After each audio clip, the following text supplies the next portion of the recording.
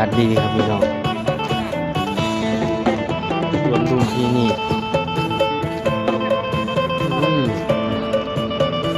ดอกไม้งามดอกเปิดตา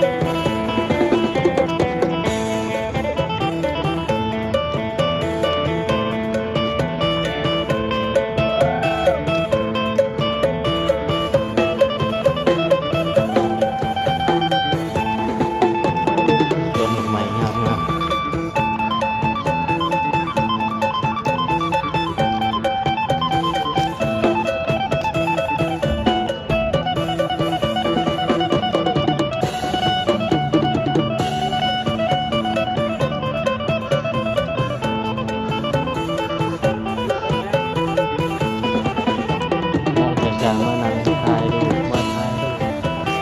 ดูงาม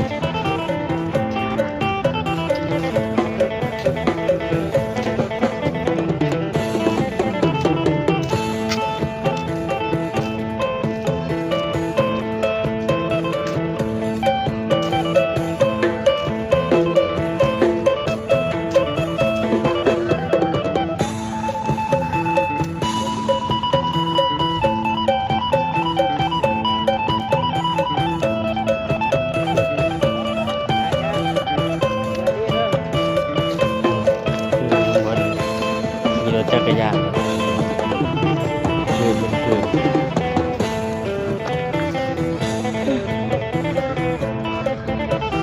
มันเราไหวขี่รถจักรยานเตือนขี่จักรยานเนี่ยมันเป็นคืน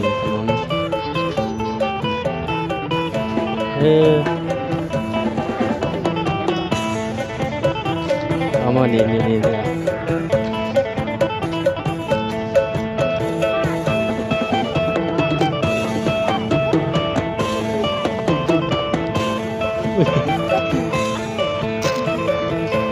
แอบขึ้นรถนั่งอุ้มเลยแอบขึ้นรถนั่งอุ้ม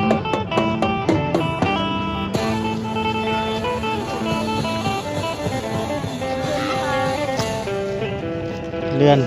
ซื้อจักรยานมาปั่น